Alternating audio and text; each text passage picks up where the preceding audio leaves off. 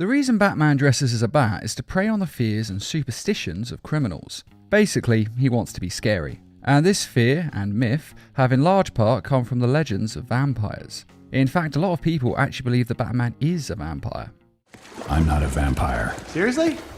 So bearing this in mind, it's easy to see why writers have had Batman get turned into an actual vampire on several occasions. I mean, let's be honest, who doesn't love the idea of a vampire Batman? And so this video is going to go over every time that Batman has become a vampire. Batman the Brave and the Bold.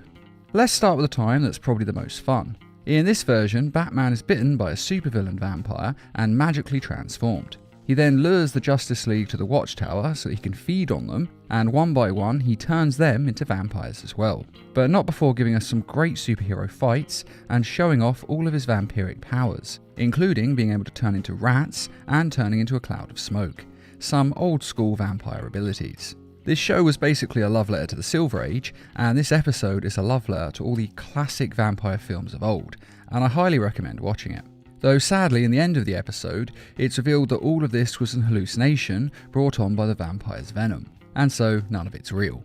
Which is a bit of a cop-out on the writer's part, but the episode is done so well that you can forgive it. Gods and Monsters. Now, technically this isn't the Bruce Wayne version of Batman, but it has to be mentioned because when you're talking about a vampire Batman, this is kind of the best example we've had in an animated film. In this alternate universe, Batman is Kirk Langstrom, who you may remember from the Man-Bat serum. And he is transformed into a vampire when he tries to cure a deadly illness that he has with an experimental drug that's based on bat DNA. Again, much like his Man-Bat counterpart. And of course, it mutates him into a vampire, with enhanced strength, speed, and power of flight. And he uses all of this to fight crime, and so that he can drain these criminals of their blood and stay alive. And yes, that does mean that he kills the criminals after he drains them. This Batman is very different to the one we know in the main DC universe. Now, this film is one of the best DC have ever made, and it is a must-see, especially for this Batman, who incidentally is played by Michael C. Hall, who of course played Dexter in the show of the same name.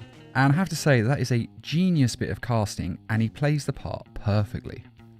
Red Rain.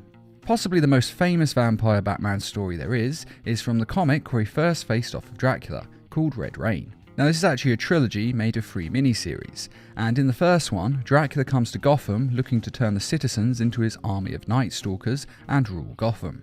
And during the process of stopping him, Batman is bitten and turned into a vampire by an ally who realises that Batman needs the power of vampires in order to kill Dracula, because she wants Dracula dead as well. And let's face it, if he didn't have this power, Dracula would have killed him easily. In fact, even with the power, it was a close thing.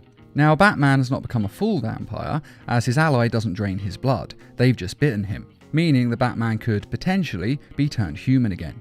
And the series builds it up as though he is going to be turned human, but after he kills Dracula, he becomes a permanent creature of the night, as Dracula drains him of his blood during the last fight and fully transforms him into a vampire. And Bruce Wayne is now officially dead, and is now a full-time Batman fighting from the shadows. And the comic actually has 2 sequels that aren't as good as the first, to be honest, though they do see him fight the Joker and finally succumb to a vampire's evil nature and kill the Joker, so he has to be staked for the good of Gotham. But since Batman was only staked and not beheaded, he can be returned to life, or at least undead life, by removing the stake, because apparently if your head's still attached, you're not, officially speaking, dead. And this happens in the third story, because without Batman in the city of Gotham, the criminals have gone on a crime spree, and the city desperately needs Batman back to protect it. So they remove the stake and let him come back to get things in order. Unfortunately, Batman goes pretty full-on murder crazy, and kills pretty much everyone in Arkham Asylum, and almost all of his rogues gallery. And in the end, Alfred and Commissioner Gordon have to team up with Two-Face and Killer Croc to stop him, and all of them, including Batman, die at the end of the story. It's a bit of a dark ending, but to be fair, it does kind of fit the entire tone of the comic, so it works quite well. Batman issue 349. Another comic book story of a vampire Batman starts in Batman comic issue 349, and it involves a vampire called Dalla turning Dick Grayson into a vampire. He was dating this woman, but she breaks up with him. So he responds by secretly following her home as Robin, spying on her from a tree, and then breaking into her home, which isn't weird or creepy at all. But he is knocked out, tied up, and discovers that Dalla is a vampire, which might make it a bit better that he did all this to her, but he didn't know she was a vampire to begin with, so it's still pretty weird. And as Robin attempts to escape, she bites him, beginning his transformation into a vampire. And this gives Dalla a certain amount of control over Robin, and so she uses him to lure Batman away from a party, and another vampire called the Monk attacks him and bites him, and turns him into a vampire as well. Now later on, Dick Grayson goes a bit more feral than Batman has, and tries to drain Vicky Vale of her blood, while she thinks he is trying to kiss her, and is freaked out since she has a lot of history with his stepfather, Bruce Wayne. So she gets out of his way and leaves, very annoyed, and Batman attacks Robin and takes him home to tie him up and basically chill him out. And Batman then teams up with a priest named Father Green, who has a suspiciously large amount of knowledge about vampires. And he tells Batman that the only cure is a complete blood transfusion or a serum made from the vampire who bit them's blood. So they track down the vampires, get the blood, and make the serum. Then in Detective Comics 518, they give the serum to both Robin and Batman.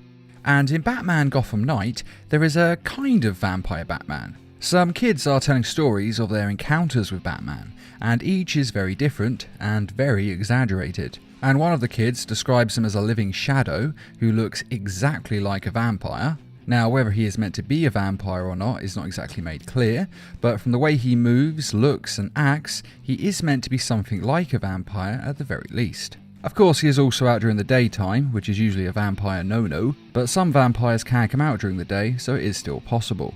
And another kid describes Batman with giant bat wings, and again, he looks just like a vampire, or at least a man-bat. Now, in both of these cases, Batman has not, technically speaking, become a vampire. It's just that the kids are exaggerating what happened when they met Batman and making him out as a vampire-like creature. But in any case, I still felt it deserved a mention. Now, these are all the times that Batman has become a vampire outright, but there are times when he's been turned into a man-bat creature, which means he's half human, half bat. And since that's pretty much the description of what a vampire is, I'm going to go over these times as well because they kind of count, so I feel that they should be mentioned. Now, the most recent time of him becoming a man-bat happened in the Batman vs Teenage Mutant Ninja Turtles movie. And as I have said before, it may sound a little goofy, but it's actually a surprisingly good movie. And after the Joker injects Batman with a ooze and Joker toxin mixture, he transforms into a rampaging man-bat. And he goes around attacking the Turtles and the Bat family indiscriminately until the Turtles are able to hit him with the cure and return him to normal. Now, this was actually done to him against his will, but in the comic book, just after his son Damian Wayne dies, he goes after Heretic, who murdered his son. And Batman willingly injects himself with the Man-Bat serum and mutates himself so that he has the strength and power needed in order to take down Heretic, because on his own, he's not really much of a match for him. Though after Heretic is dealt with, he later is given a serum to reverse this.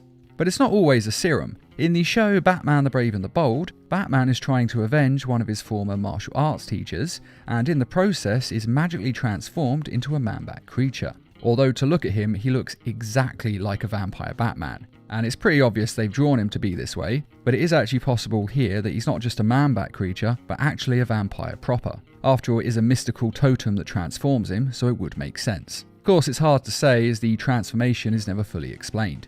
And of course, it's later reversed using the same totem that transformed him in the first place. And during the Amazovirus outbreak in Metropolis, Batman is infected with the virus, and like all non-powered humans who are exposed to it, he develops superpowers. And these turn him into a human-bat hybrid. He's not quite transformed to the same degree as his other man-bat transformations. In fact, he actually looks more like a modern version of a vampire. But he does get some extra abilities, although he does also become blind. Although with that being said, he can still see, as his body is now producing sound waves, and so he's able to use echolocation to see his surroundings. And he can also focus these sound waves into a powerful sonic attack. And that may sound pretty good on the surface, having all these cool new powers, but they were given to him by a virus, and although it gives you powers, it is still deadly. And it nearly kills Batman until Lex Luthor is able to develop a cure and save him. Though before you think that makes Luthor a hero, he did actually develop the Amazovirus in the first place in a failed attempt to depower Superman. So really it was pretty much all Luthor's fault in the first place anyway. And there's also the time in an alternate universe that he is transformed into a Batmage. This is a world where magic is rampant and where Batman becomes a sorcerer.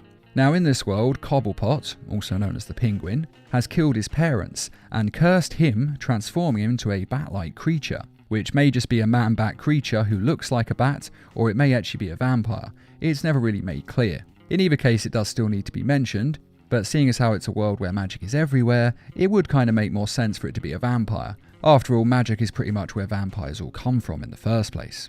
And finally, in the comic book series Trinity, Batman is banished to another dimension by a sorceress, along with Wonder Woman and Superman. And while there, the three of them become gods. And Batman is transformed into a bat-human hybrid. Now, since he's a god, he's pretty all-powerful and kind of way beyond a vampire. But he still kind of looks like one, so I thought it was worth a mention. And that is every time that Batman has become a vampire.